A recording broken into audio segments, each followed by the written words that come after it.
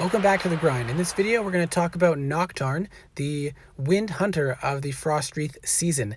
Now, remember, I do not own this dragon, and I've only had a week to practice, so I am limited in how much I am able to share and the potential that I'm able to show. I will not be able to keep this dragon, and I will be working towards one of the mythics at the end of the season. And keep in mind, this is before the changes that will be made to buff his potential. So we'll talk about that a little bit more at the end of the video. This first clip has a Garnet dragon against level 45 to 50 towers, and you'll see the complexity of the spells and the rotation required to make this work.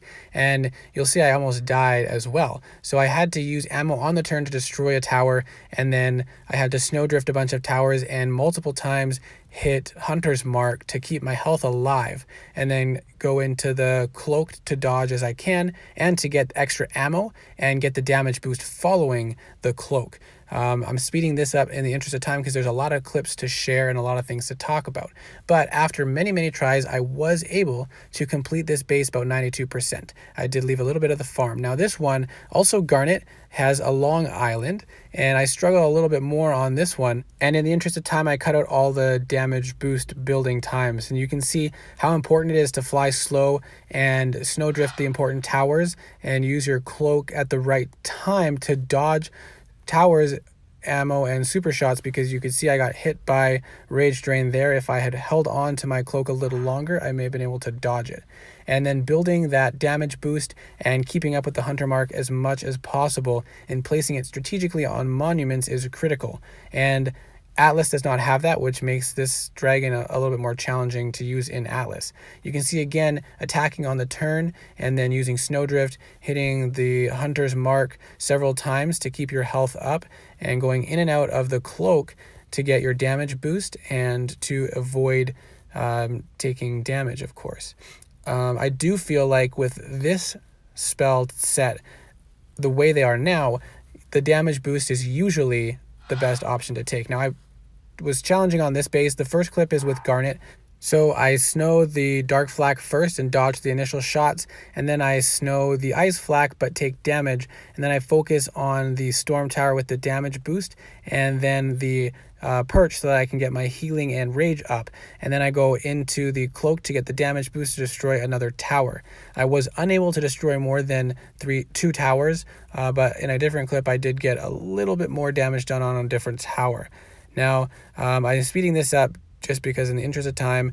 You can see dodging in and out, getting the Hunter's Mark as much as possible. I was not able to hit 70%, unfortunately. Now, when I ran this base again at Emerald tier, I did do a little bit better. And we'll see again, snowing the front dark flak, dodging the shots, snowing the ice turret, and then I decided to snow the storm as well to give me more time to focus on front towers as well and collect Hunter's Marks along the way. I still wasn't able to destroy the whole island, however, and I screwed up a little bit on that end there. I was unable to do as much damage to that storm tower as maybe I could have. And then here, I'm speeding it up again. You can see going again in and out, getting the rage back as much as possible. And then this time I was able to hit the 70%, but I have crushed this base with a defender before with dragons like Gnarlith or Kulisid. This base has 2 billion defense with level 58 to 60 towers, and these are some of my friends who've been helping me out with making clips and practicing defended bases. They are dropping super shots initially, but they're not doing follow-up super shots or boosting the base, and I'm placing this in. I have sped it up to show how much time it takes to build up the damage boost. And I was so irritated by this because I would spend a minute and a half getting to the kill island, and then I would die right away and have to try it again. And so this really frustrated me, unfortunately.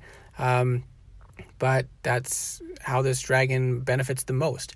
And that takes time, so things like PvP is not ideal in a crunch time, and in Atlas it's just not worth it. So you can see with just initial super shots, I was able to dodge the first rounds of shots and then snow some towers quickly, and then I was able to do some damage on this kill island but not destroy the whole thing, which is kind of frustrating when I know that I have legendaries like Gulgrim, and Kulissid, and then Gnarlith, who can take this base with them actually defending. So you can see I missed the Storm Tower at the end there. I didn't have enough time left. And then coming around here, making sure to dodge as much damage as you can. And now I'm low on rage. And so in this clip, I was unable to hit the 70% mark. I ended at about 60%. And that was the best I was able to do with limited time. Now here's a clip of them using more super shots and actually delaying some mage super shots. So you can see, unless I sand the blue right away and take even more damage, despite having 2 hunter's marks staggered, the follow-up mage drain shots completely stole all my rage, leaving me helpless. And then when I come around the corner, there was nothing I could do. Now this base is one that I use to practice my skills with dragons, and I've been using it with emerald dragons. My dragons like Kulissid, Gnarlith, and Gulgrim have been able to clear this base 100%, and the best I could do with Noctarn so far is in this clip here for you to see how much time and deliberation and planning and caution it takes, and making sure you're keeping up with your rage and keeping the towers snowed and saving your cloak for the right time, but not wasting it and making sure you don't die.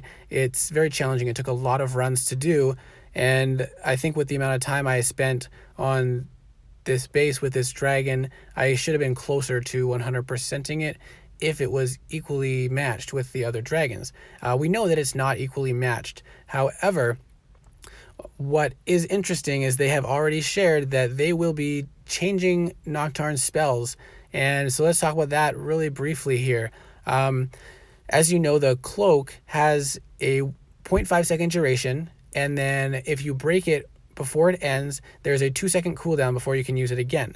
If you let it expire, then you have 2 seconds of damage boost, followed by the 2 seconds of cooldown after. Now, they're going to change that so that if you break this spell early, it will not have a cooldown, but you won't get the damage boost.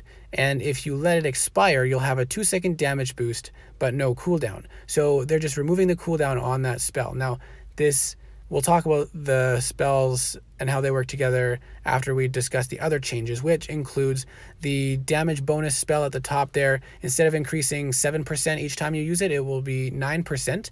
And then they also increased the damage bonus from letting the cloak expire from 125% to 150%. So they've made ways to make this dragon better at avoiding damage, and they've made ways to increase its ability to deal damage, which are both things that made this dragon very weak, especially for a mythic dragon. So now, if you are able to use your hunter's marks effectively and dodge repeatedly effectively, you should be able to survive most islands. Now this will be very challenging, but you can snow all the towers on especially a short island, but if done right, probably even a long island. And this will be very difficult, but it is possible. So this change in cloak effectively allows Noctarn to hit stronger bases above his tier as a setup dragon. Now he won't be able to defeat those bases because he still does limited damage and has no spells to one-shot towers. However, at approximately his tier or 1 to 2 tiers up, with the added damage bonus, he should be able to destroy some towers at least, which may make him viable in wars, especially if you're flying right and snowing all the towers.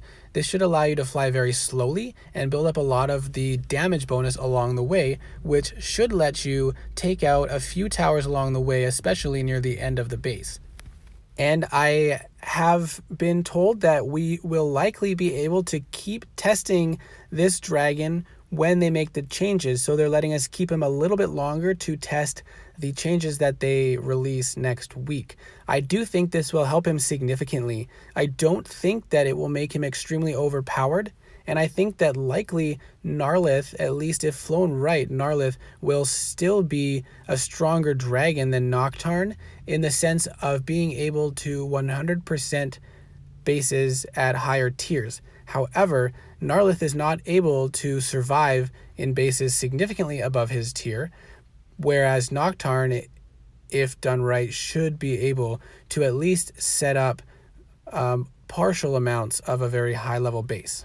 So I hope I'm not being overly optimistic, but I think that these changes will allow Noctarn to be used in a meaningful way without breaking the game like we previously saw with Kulicid's no rage, no cooldown cloak. So I'm very excited to be able to hopefully playtest a little bit more after the changes are released so I can share some more opinions and gameplay at that time. And I will also soon be releasing videos on how to fly Griff and Gulgrim, and if you haven't seen my Fafnir video, go check it out.